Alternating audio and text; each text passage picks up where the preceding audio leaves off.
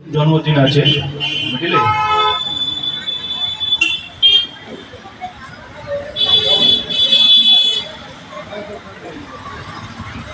আজকে স্বামী বিবেকানন্দের জন্মদিন আছে, আর আজকের দিনটাকে আমরা ন্যাশনাল ইউথ ডে হিসাবে বলি।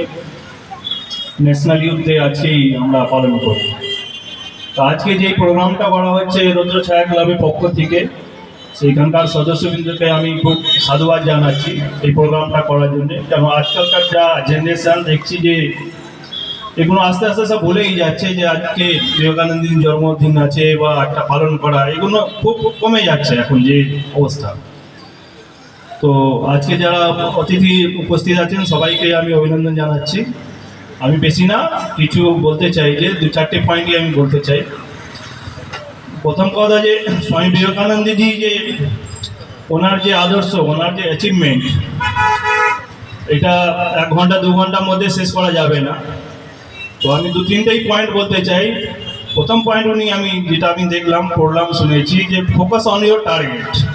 ওনার প্রথম লক্ষ্য ছিল যে কোনো জিনিসের ওপরে ফোকাস করা, টার্গেট করা, গোল অ্যাচিভ করা, এটাই ওনার প্রথম ছিল, টার্গেট।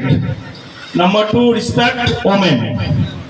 আমি শুনেছি যে একবার উনি শিকাগোতে গেছিলেন একটা ধর্মসভায়, একজন বিদেশি মহিলা, তিনি নাকি ওনাকে বলেছিলেন যে আমি আপনার কথাবার্তা শুনে খুব ভালো হয়েছি, মানে খুব ভালো লেগেছে, প্লিজ হয়েছি, মানে আমি আপনাকে ভালোবাসতে চাই। এই মহিলাটা এনাকে বললেন। তখন স্বামীজি বলছেন যে হ্যাঁ, আমি আপনাকে ভালোবাসতে চাইছি, কিন্তু আমি আপনাকে মা হিসাবে ভালোবাসতে চাইছি, আর আপনি আমাকে পুত্র হিসাবে ভালোবাসেন। এই জিনিসটা শুনেই মানে এখানে যতই লোক ছিলেন খুবই, মানে আর কি বলা যাবে। আচ্ছা, নাম্বার 3 পয়েন্ট আমি একটা বলতে চাইছি, যে always respect your teachers, mentors, parents. কেন মা বাবা, টিচার, গুরু, ওনার উপরেই সব কিছু আছে। কেন আমরা সংসারে এসেছি মা বাবার জন্যে, শিক্ষা দীক্ষা নিচ্ছি গুরুর জন্যে। গুগল গুরু আজকালকার ডেটে কি আছে, সব মোবাইল নিয়ে হাতে ঘুরে।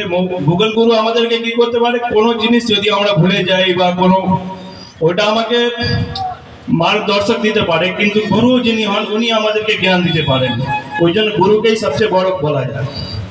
আর একটা কথা আছে যে be intelligent but don't leave humour.